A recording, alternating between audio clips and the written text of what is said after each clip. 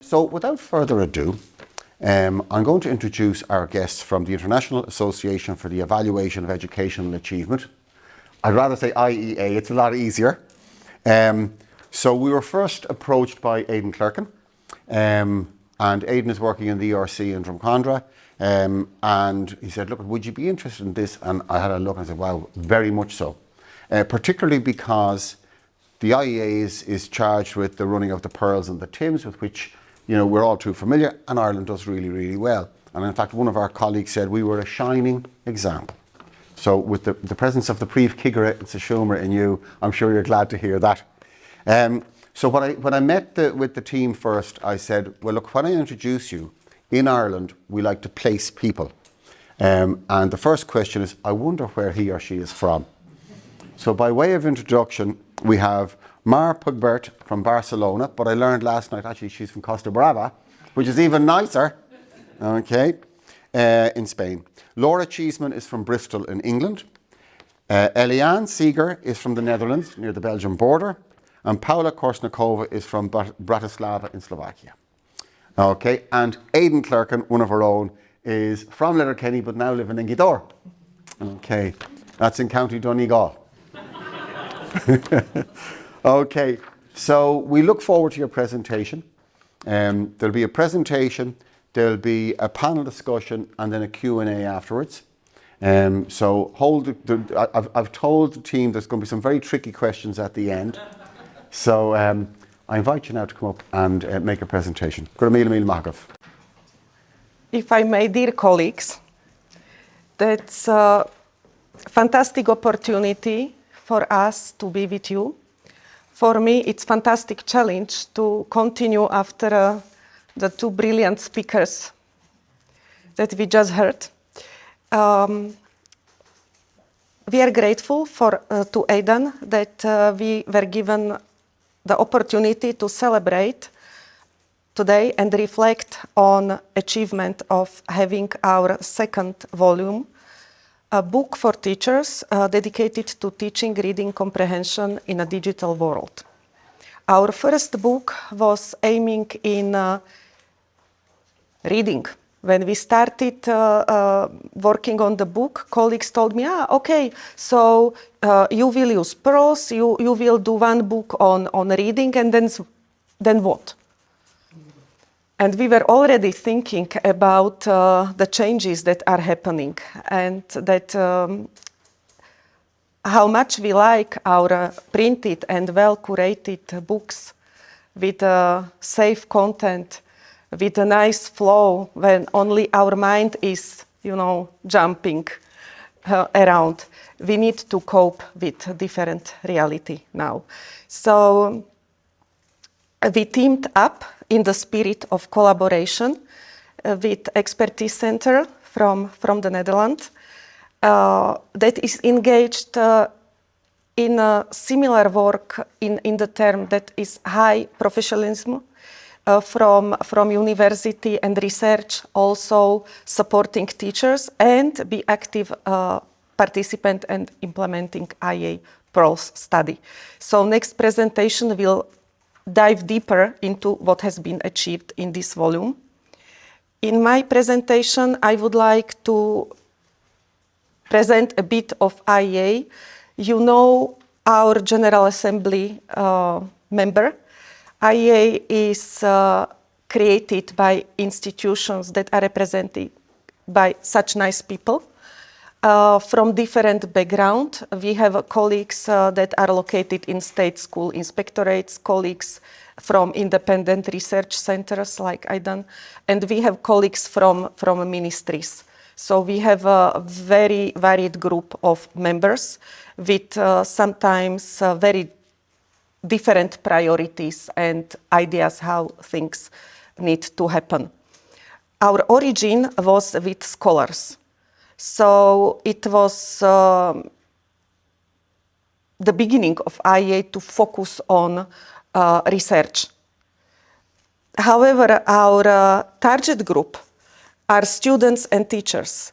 So slowly and with huge difficulties, we started moving towards bringing some fruits of our work and offer them for use to teachers. The difficulty was related to our work. We are doing measurement.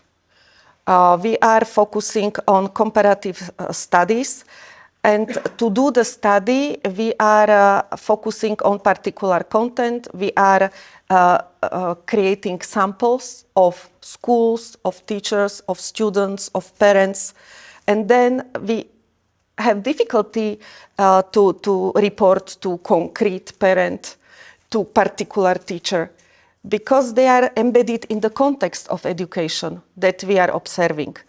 So for us, it was very difficult to go back and say, oh, your students did this, but your students had selection of items. We prepared to cover the content of mathematics or science, or showcase the diverse reading tasks and purposes. So we had to step back and think, okay, where is the benefit for all colleagues facing particular challenges? Luckily, we are organized. We understand education and that attained curriculum, what students know, is actually very much depending on in what schools they are attending their education, who are the teachers, what is the classroom content. And then this is something within even larger context of the ambitions and dreams of the ministry or professional institutions that would like to provide the most of the content and methods and what they think is good for students. We are, of course, delighted to be here because you are working on PIRLS. You are using Teams. We have 2 more studies that we are passionate about.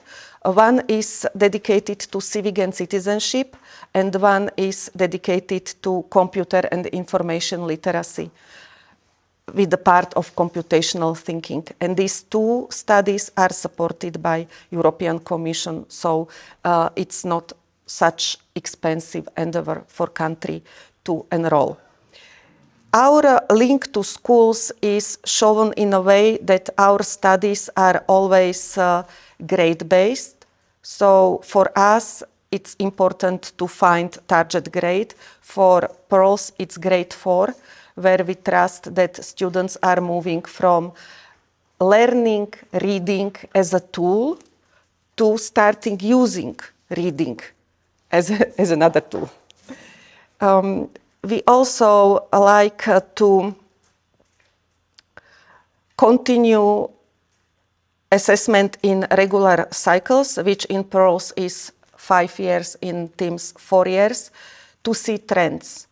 Trends not only how much students know, how much the skills they have grow, but also to see how the context of education is changing.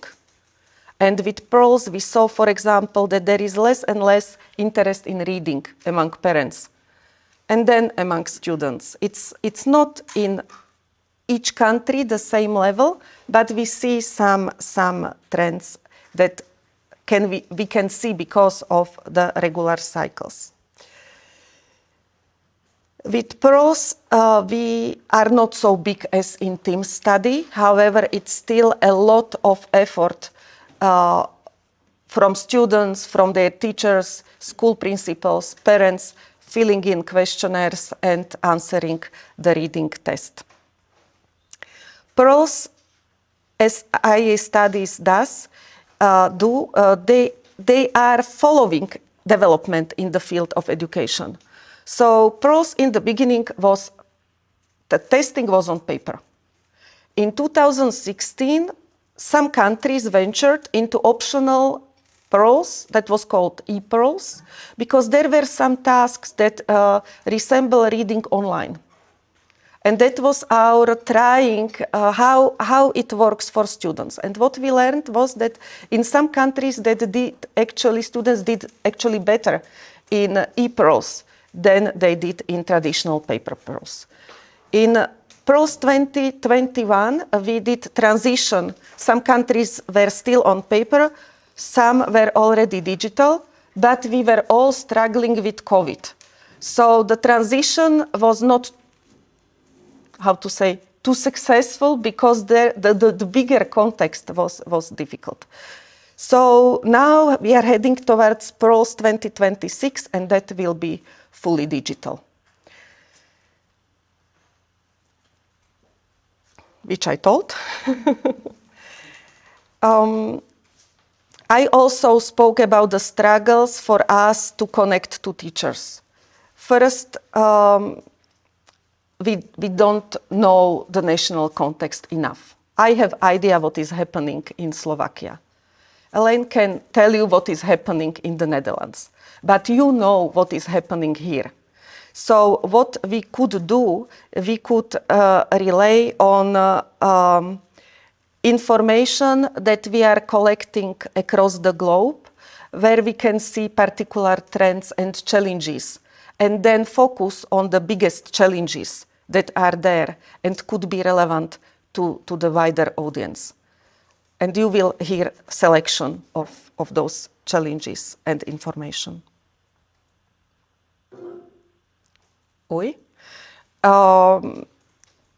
You are fantastic students taking in account, or a listener, that you are teachers. I would be much worse on your place, but because we have here some QR codes that can wander you to the sources of the information, where you can explore what actually is available on our webpage. Because yes, we have book.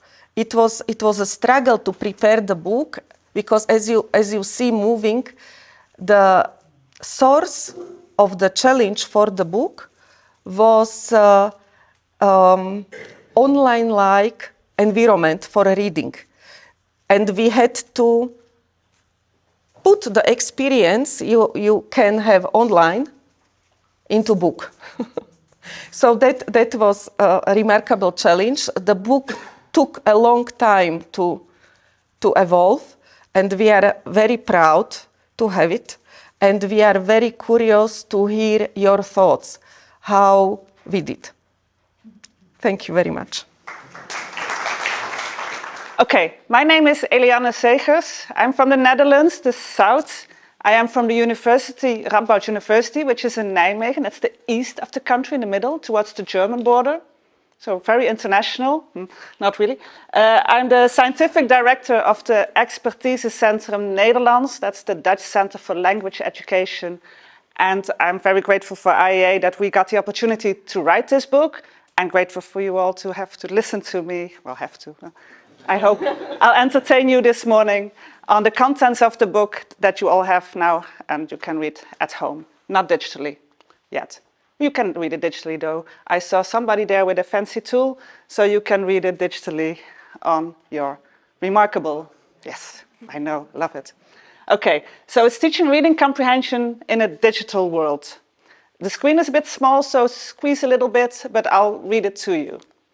This is the team of authors, same as book number 1. Editors, Paula is here, Andrea Netten is not. We wrote the book together, had good fun doing it. It took a little bit of time, as always, but what we really wanted to do is have the knowledge that is out there on digital reading in the book, short, summarized, and examples from PIRLS and e-PIRLS in it, so you can use it in the classroom. So the purpose of the book, easy enough. We want to help teachers to include the reading of digital text in their curriculum. Some may already do this. Nobody raises their hand. Nobody does it? No? Then the book is a good thing that's there. And provide practices associated with using them based on scientific research. The book has 4 chapters. The first is the theories on digital reading, so everything that's out there that we know. A lot of my research is on digital reading, so that's sort of my idea of what it is. Evidence-based didactical principles for teaching digital reading, exploring digital reading using ePIRLS. In the new PIRLS in 26, it's sort of a combination of the old school PIRLS and the new ePIRLS in there, so both are in there. And some good practices from 3 countries, Singapore, Italy, and Ireland, as I said. So first, print versus paper. As a researcher, I find that an impossible comparison because it's apples and pears. Yes. For example, on the top right, you see scrolling avant la lettre. It's a papyrus roll. I'm afraid that if I would have to read, God, I should have known a book, Iris example, but I don't. If I had to read a book on that one, my comprehension would be poorer than if I had to read a book, which on the top left, right? So scrolling versus clicking on paper, I don't know. Reading digitally, also so many differences. From the iPad, from the Remarkable, it's sort of reading from paper. From a tablet, from a screen, if you have it in your hands or if you have to read like that, makes a difference, I think. I don't know. Not a lot of research has been done on that. Most of the research that compares print versus paper compares a paper versus a paper behind the glass, a tablet. Because you want to have as many things the same as possible. So what are you doing then? Really, I really think that scientists, me, should focus on how we can improve digital reading. Because that was invented, well, not invented, the World Wide Web was in there in the 80s when we were all there, yes? In the 80s? Not? Not everyone, I say. Oh, whoopsie. who am I? No. Most of us were there in the 80s. Maybe some in the 70s already. Maybe some were born before this beautiful institute. So plain linear texts are those over here, right? So you just, as you read the book on your tablet, that's similar. But when the hypertexts were invented, the general idea was it's better because in your brain the information is not all sorted linearly. It's a network in your brain as well.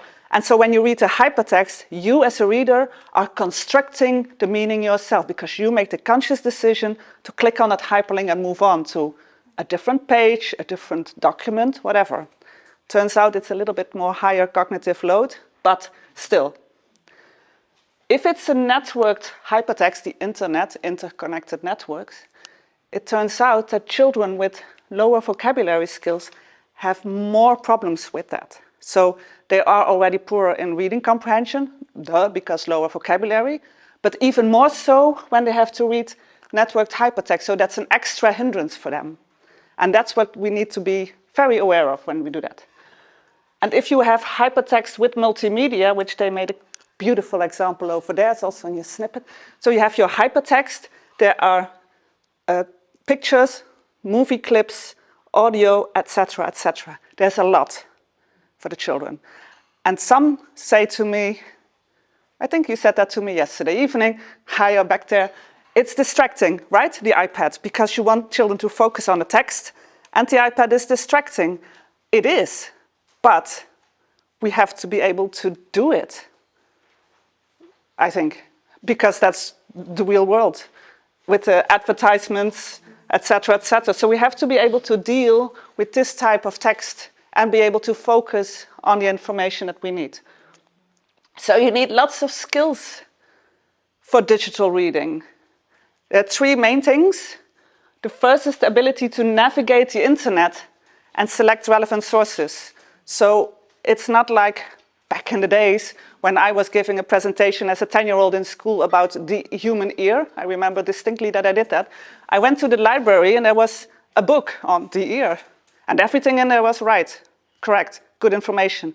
Now, if a child Googles, I don't know what I find. I haven't tried, but oh my God, there will be lots of information that's incorrect, information that's correct, everything about the ear that you never wanted to know and never should know, probably. So You have to be able to navigate the internet and select the relevant sources, right? Second, you have to integrate information from different sources. When I was a kid, I already had to do that, of course, 50 years ago, on different books and integrate that. But now, if you're online and have all these different documents, to integrate that into one mental model, it's a huge challenge. And I really feel that we should do that in the schools, teach children to do that. And the third one, evaluate the reliability of the information. There's a lot of rubbish out there.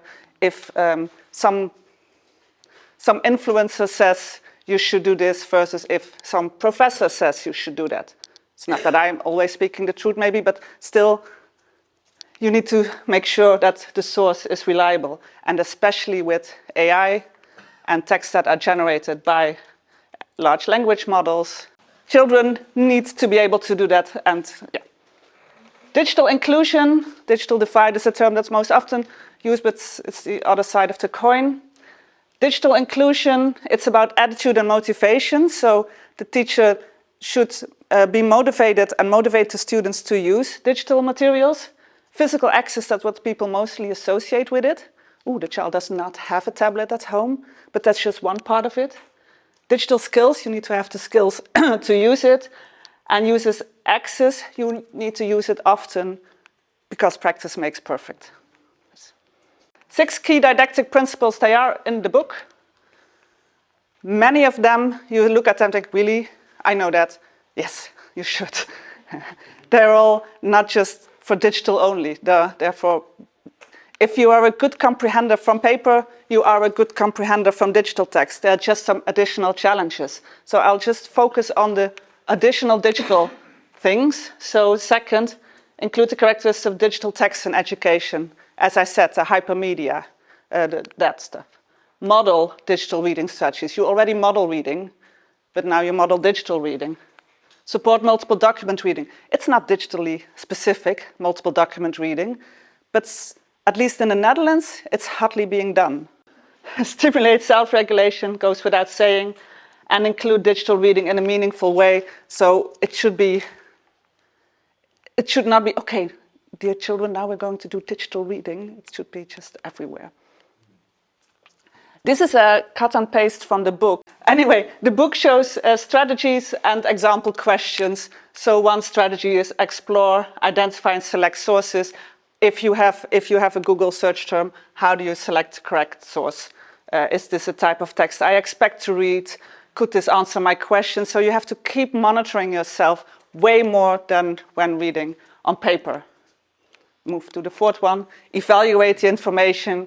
I was talking about that already. Look at the characteristics of the text. Who wrote it? What's the source? Is it a reliable source? Etc. Okay. Exploring digital reading using ePIRLS.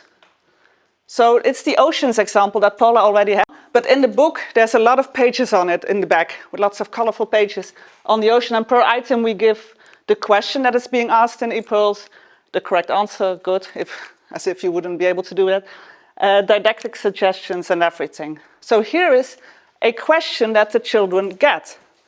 It's a result from if you Google something, if you Google world oceans, supposedly you get 4 hits. And the question is, click on the link that it's most likely to explain why oceans are important. And then children, there's research that shows that children tend to click on the first and move on. It's the wrong answer, of course, now, because it's the world's best ocean cruises. The second is treasures of the ocean. But the link is riches and spoils.net, also not correct. Ocean property for sale, no. And the final one, benefits of the world's oceans, oceans.org organization. So that's the one you need. This is a difficult thing for children to do. And in the book, we say that's the process of comprehension in PIRLS is make straightforward inferences. And we have some didactic suggestions. That's just suggestions, please. You are the teachers, so yeah. A next example, you already see how busy the environment is. It's made to look as real as possible. So there are advertisements in there. There are movie clips that you can click on and you just see fish swimming. Who cares? But children do that. This is an example about the plastic soup in the ocean. Plastic is found everywhere. And here is the sentence that says, a plastic bag was even found all the way down in the Mariana Trench.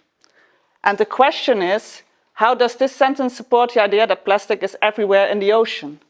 And in order to answer that question, you have to integrate information from multiple documents, because in another document, this one, it explains the Mariana Trench and puts it next to the Mount Everest. So you see how deep it is. This is high, and there's a movie in there. It's all very complicated.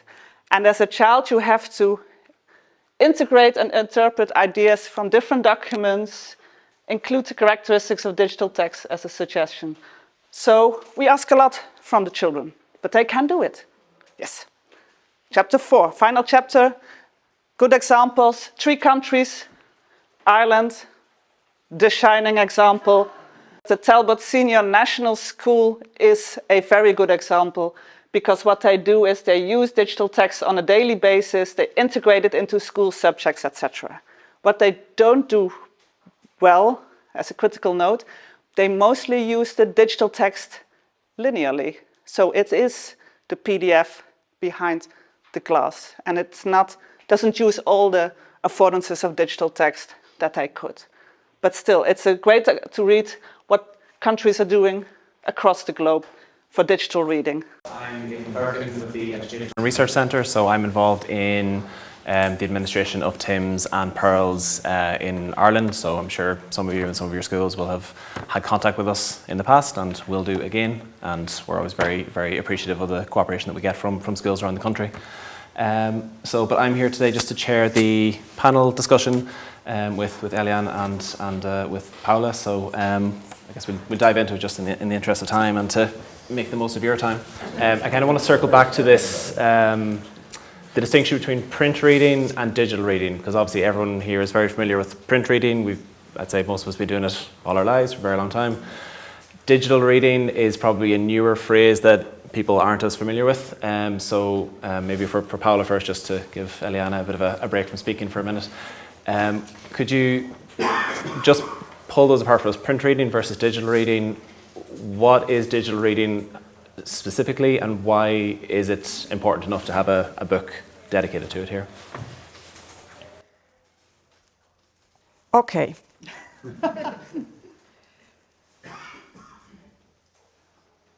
I started my career as mathematics and biology teacher, and I'm used to different sources of information beyond books. However, the first major difference for me is that in the digital environment, you need to take care about the reliability, validity, and value of the content. There are no armies of content editors and language editors taking care, curating the content. Anyone can do. I can do in English. Very bad idea to read my English as a example how it should be done. So first of all, there are these challenges of whether it is actually true what is there. Then there is the overload. And this is very important to understand, and I think you have the experience. If you have something new and shiny for the classroom, just arrived, then it's interesting. But if you demand that students are paying a bit more attention and getting some more experience and practice, it's not so shiny anymore. It's actually boring. It needs motivation, regulation. It needs dedication, discipline. So to keep reading, to get what you would need to learn, or what you are aimed to find, that's challenging. It's much easier to wander away with very interesting pictures, music, information that actually is not in your assignment, but you are much more interested in reading. So it is demanding from us much more than reading a little text. Could you pick out maybe one principle of reading comprehension in a digital world, digital reading comprehension, that you think is especially important for teachers to be thinking about and implementing in the classroom? Well, the one that I forgot to talk about, so let me do that now. There seems to be the general idea in everybody that when we read digitally, we don't have to pay that much attention. So we are skimming a text and we are just like we do on our phone, you know, when a WhatsApp message, a signal message comes in, you quickly move through it and you move on. And that's what everybody tends to do. So in a book, we seem to focus more than digitally, and that's wrong.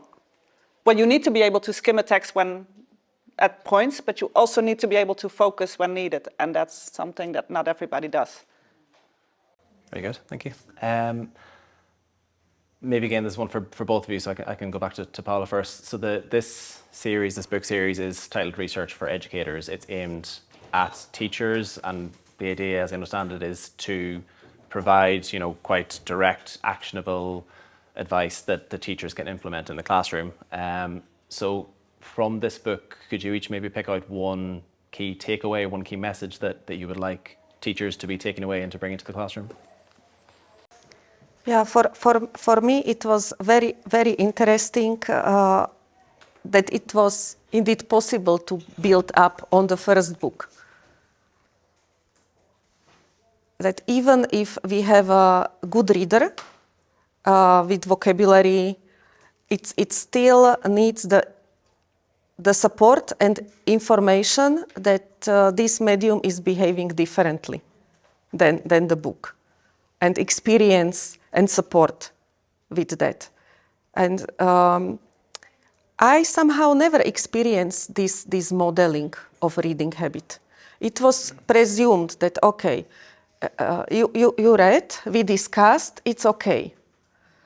And mostly it was because it was book, as I said, nicely curated, everything prepared for the journey of the learner, particularly if we are speaking about textbooks or books for kids. But now with internet, it's completely different. So it's very nice, and something perhaps some of us would not do without the information, that it can be helpful. Sometimes I'm going around when I have a problem and I'm speaking to myself, you did this, you did that, it didn't work. But it never came to me that I can do it as a process of education, I was taking it as a process of keeping sane. I have more questions about that, but I won't right now. Maybe just the same question for you. What would be your kind of one message for teachers from the book? I think next week you can all have in the classroom with one of what I do in my research is I have children read books, read online text, about the pros and cons of drinking dairy, cow's milk. So there are opinions in favor of it, it's very healthy. Opinions against it, it's not healthy, it's sad for the cow, bad for the environment, good for the farmers, etc., etc. And all contents are true. So it's different opinions, different sides, but all is true, and that's so difficult. And I know you can do it on paper as well, but there's so much of it online. That kind of stuff, that makes critical thinking, and that's what you need for the future. Maybe you already do it, I hope so. And then just one more question, which I'll give to Eliane, and then I have one for yourselves as well before we finish. But obviously one of the buzzwords of the day is AI and everything to do with AI. So I guess since we're talking about digital texts, is AI something that you think is relevant here? Do you see it having an impact on digital texts in classes? I think it's extremely relevant.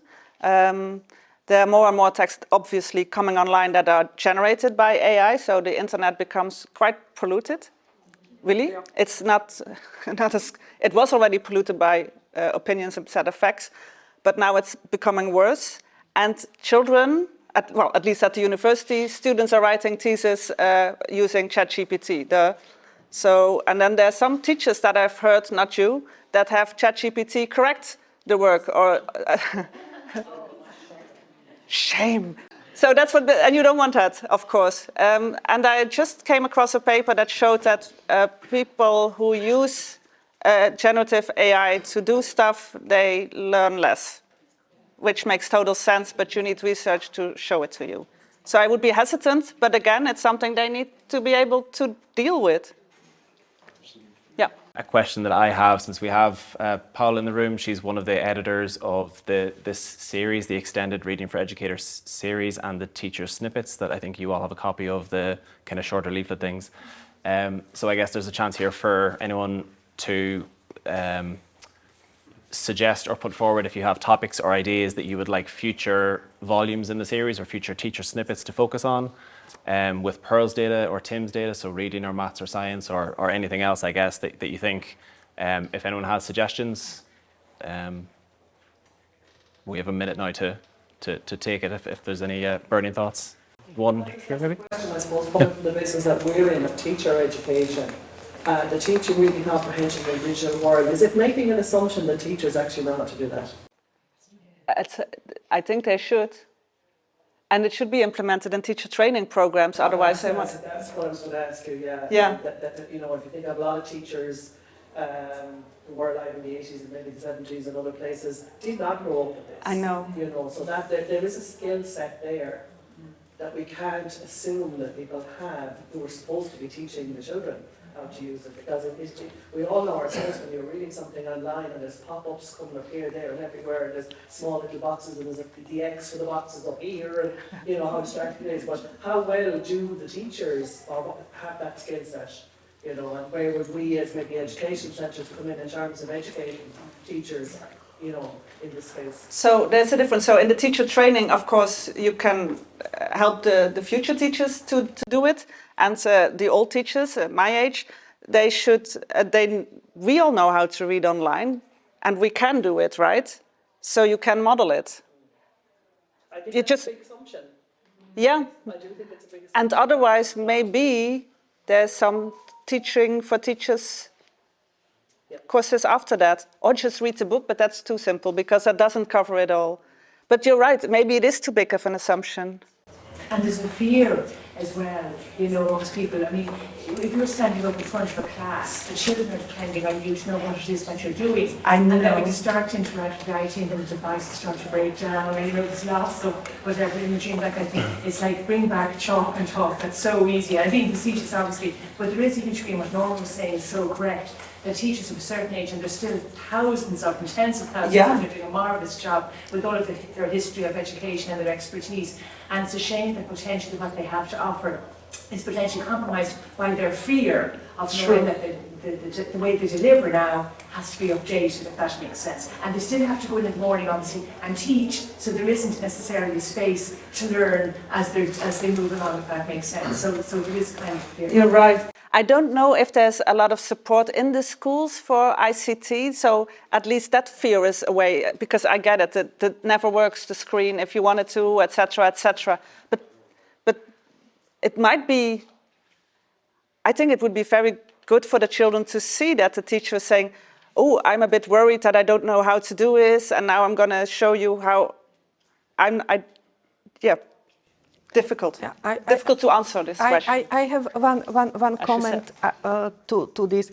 We also need to be kind to us and to teachers, because no one should be responsible for everything. Also, a lot of teachers, like I was responsible for biology. For me, microscope was more valuable than computer. Because for me, microscope was opening door to new dimension, something you cannot see with your eye or magnifier, and is existing. So what I think, again, collaboration, because we have early adopters, fast learners, colleagues engaged. So if we can collaborate, that's one way. Even in hospital, when we have trouble, we are arriving, not everyone can help us in the hospital.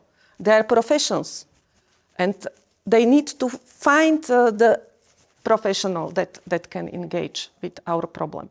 So I think one way is to understand our limitations and start using the power of collaboration within school, within wider community. Also, sometimes all big things are starting with decision with something smaller.